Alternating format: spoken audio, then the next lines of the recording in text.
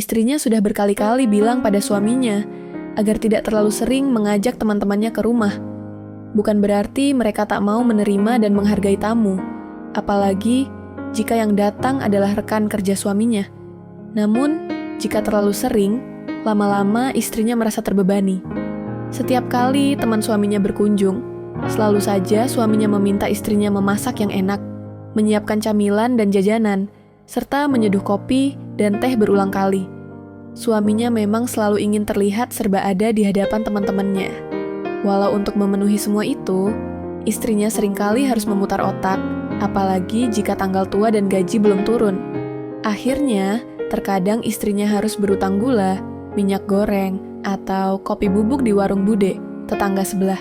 Untung saja Bude, pemilik warung itu, berbaik hati, namun tetap saja istrinya merasa sungkan jika terlalu sering berutang.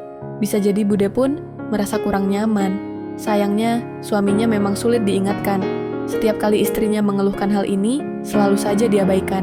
Mas, bukan berarti Mama nggak mau menerima teman-temanmu yang datang ke rumah, keluh istrinya suatu hari. Tapi, kalau terlalu sering, Mama yang jadi repot. Untung saja kita belum punya anak. Bayangkan kalau Mama harus mengurus anak, sementara teman-teman Mas terus datang tanpa henti. Lagi pula, apa mereka nggak punya rumah sendiri? Nggak ada istri dan anak yang menunggu di rumah? Kok rasanya lebih betah di rumah kita ya? Suaminya hanya mendengarkan sambil lalu. Namun, karena istrinya terus mengomel, akhirnya malam itu suaminya hanya mendengar sambil lalu. Namun karena istrinya terus mengomel, akhirnya malam itu suaminya berkata dengan nada sedikit kesal. Ya sudah, besok-besok Mas batasi ajak teman ke rumah. Tapi jangan ngomel terus, Mah. Istrinya hanya diam, menahan rasa kesal yang bercampur lega. Setidaknya, suaminya mulai mendengar, walau harus dipaksa dengan omelan panjang. Dalam hati, istrinya hanya berharap ucapan suaminya kali ini bukan janji kosong lagi seperti sebelumnya. Suaminya memilih untuk mendengarkan dengan sabar. Dalam hati, ia berpikir, kalau gue nggak dengerin omelan bini gue, bisa-bisa malam Jumat jadi kelabu. Bini gue yang cantik dan gemesin pasti bakal ngambek dan gak sudi ngasih jatah malam Jumat. Ujung-ujungnya, gue sendiri yang pusing besok pagi. Akhirnya, suaminya memilih untuk mengangguk tanda setuju setelah mendengar semua keluhan istrinya. Tepat pukul 8 malam, suaminya berkata, "Iya Mama, maafin teman-teman Ayah, ya. Besok Ayah pasti kasih tahu mereka supaya nggak terlalu sering main ke rumah kita."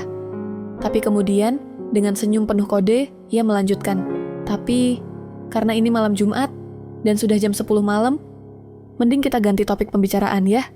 Aminya, istrinya, sudah tak sabar melihat reaksi suaminya. Layaknya ikan lele yang mulai, seperti mendekati mangsa, ia pun merapat ke istrinya di pembaringan. Tapi istrinya masih kesal, lalu membalikkan badan, membelakangi suaminya. "Ah, Ayah, Mama sebel deh sama Ayah. Tiap kali diajak ngomong serius, ujung-ujungnya pasti maunya yang itu," keluh istrinya. "Mama lagi ngantuk. Lagian, mana bisa Mama menikmati kalau masih kesal begini?" Lanjutnya. Aminya pun bangkit, menjentikan jemari, lalu mengambil amplop berisi uang dari tas pinggangnya. Dengan langkah penuh percaya diri, ia kembali ke ranjang dan menyodorkan amplop itu ke istrinya. "Mama sayang, jangan ngantuk dulu deh. Nih, Ayah tadi lupa kalau hari ini Ayah gajian. Mama ambil semua deh," katanya sambil menyodorkan amplop itu. "Tapi Ayah minta yang itu." "Ya." Istrinya melirik amplop itu lalu istrinya tersenyum tipis. "Tuh kan, Ayah ini gak peka banget sih jadi suami," gerutunya.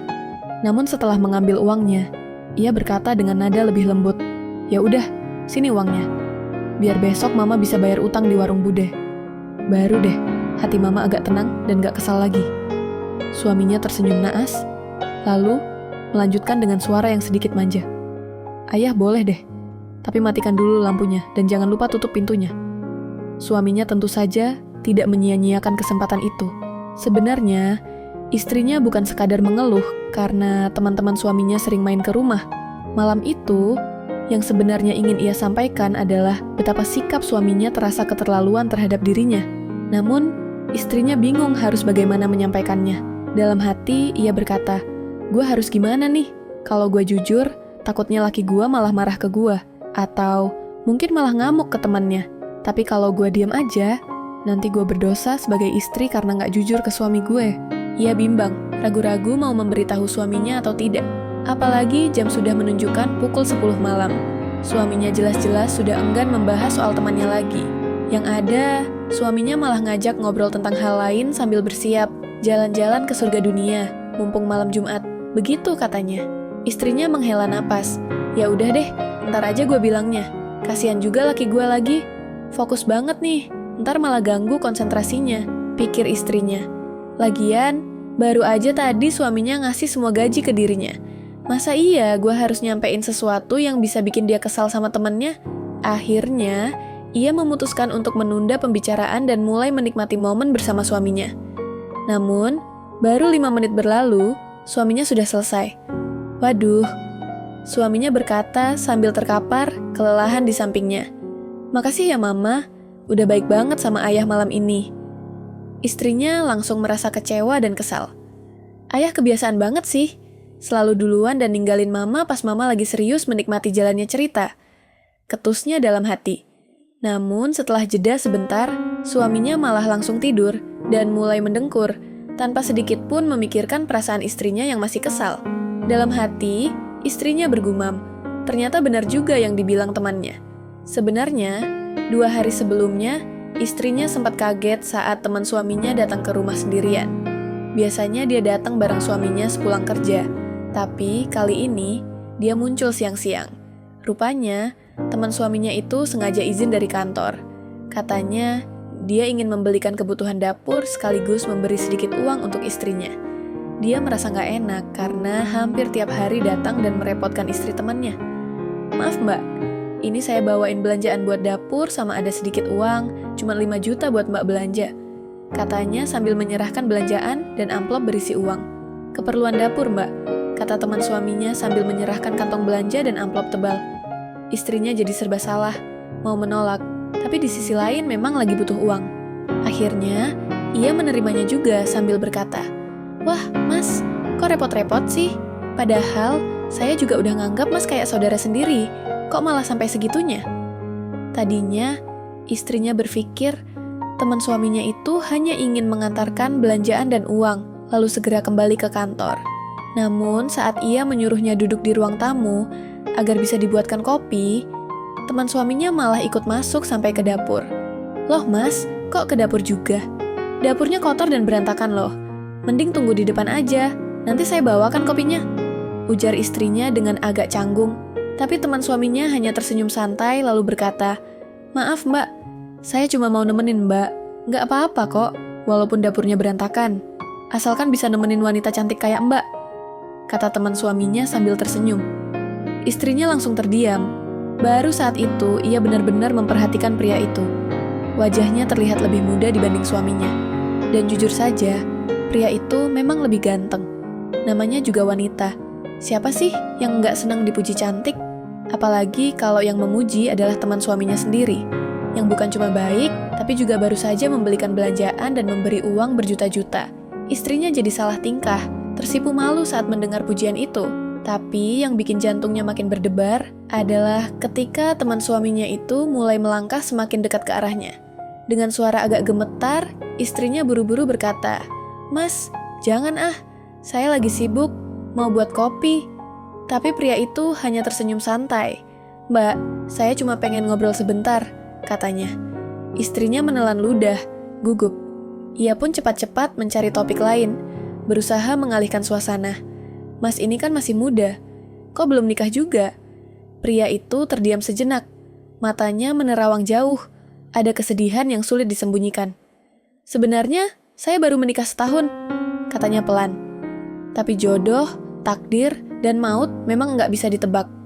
Istri saya meninggal dunia pas mulai mengandung anak pertama kami." Istrinya tercekat. "Mas, maaf, saya nggak tahu," ucapnya dengan suara bergetar. Pria itu hanya mengangguk pelan. "Tadinya saya benar-benar terpuruk. Setiap hari cuma di rumah, melamun, nggak tahu mau ngapain. Sampai-sampai saya hampir dipecat dari kerjaan karena terlalu sering absen." Ia tersenyum tipis, mencoba tegar. "Untung ada suami mbak. Dia yang selalu datang ke rumah saya, ngajak ngobrol, support saya supaya bisa bangkit lagi. Ngasih semangat. Sampai akhirnya dia sering ngajak saya main ke rumahnya. lanjut pria itu. Dan di sanalah saya ketemu Mbak. Istrinya hanya diam, tapi hatinya mulai terasa tidak enak. Ada firasat buruk yang perlahan muncul. Sejak kenal Mbak, saya jadi punya semangat lagi buat hidup. Pria itu melanjutkan, saya tahu ini salah, tapi saya nggak bisa membohongi diri sendiri kalau saya suka sama Mbak, walaupun Mbak adalah istri teman saya sendiri. Istrinya terkejut, wajahnya pucat. Mas, jangan ngomong kayak gitu, ujarnya cepat, berusaha menghentikan. Namun sebelum ia sempat berkata lebih jauh, pria itu tiba-tiba bertindak tanpa diduga. Refleks, istrinya langsung menghindar, berusaha menolak dengan panik. Mas, tolong sadar, ini salah besar, katanya sambil mencoba menahan pria itu. Ia berusaha menasihati teman suaminya, namun pria itu tetap bersikeras. Situasi makin kacau. Siang itu, di tengah rumah yang sepi, istrinya hanya bisa menangis, tubuhnya gemetar. Kok tega banget sih mas? Bikin saya kayak gini. Apa mas gak sadar kalau saya ini istri teman mas sendiri? Suara istrinya pecah, penuh luka dan ketakutan. Saya ini istri teman mas, ucap istrinya dengan suara bergetar. Pria itu terdiam, lalu dengan suara sangat pelan ia berkata, maaf mbak, saya cuma ingin membahagiakan mbak. Istrinya menatapnya bingung.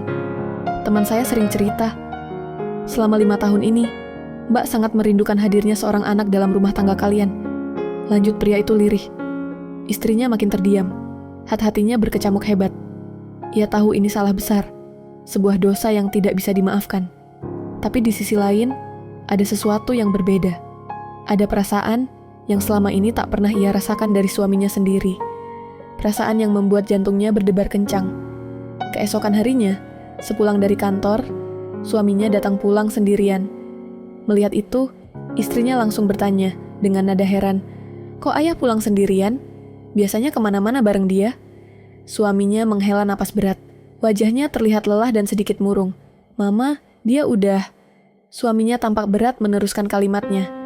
Dia sudah saya suruh pergi dari hidup kita. Istrinya terkejut. Ayah bilang apa ke dia? Suaminya menunduk.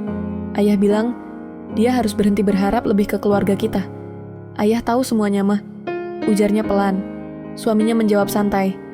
Nggak perlu main kesini lagi. Istrinya terdiam. Ada rasa sesal yang tiba-tiba muncul dalam hatinya. Ia tak menyangka teman suaminya benar-benar berhenti datang ke rumah. Suaminya juga bilang, kayaknya dia udah nemu tempat baru yang lebih nyaman buat dia. Waktu berlalu. Setelah 2 bulan, pria itu sama sekali tidak pernah muncul lagi. Suaminya pernah berkata, katanya pria itu sudah betah di tempat barunya. Namun, di bulan kedua itu, sebuah kabar bahagia tiba-tiba datang. Sore itu, istrinya mendekat sambil tersenyum berbinar. Ayah tahu enggak, hari ini mama bahagia banget, katanya penuh semangat. Loh, emang kenapa? Tanya suaminya heran. Istrinya menahan tawa kecil. Mama sering pusing dan mual-mual. Tadi mama periksa ke dokter, dan ternyata mama hamil. Suaminya langsung tersentak. Yang bener mah, waduh, akhirnya. Setelah 5 tahun kita tunggu-tunggu, kita bakal punya anak. Pelukan hangat menyatukan mereka sore itu. Tangis haru tak bisa mereka tahan. Begitulah cerita tentang teman suaminya. Pada akhirnya, satu hal bisa kita petik. Kadang, orang yang kita anggap menyebalkan, justru adalah orang yang tanpa kita sadari telah mengubah hidup kita. Semoga kisah ini bisa menghibur kalian.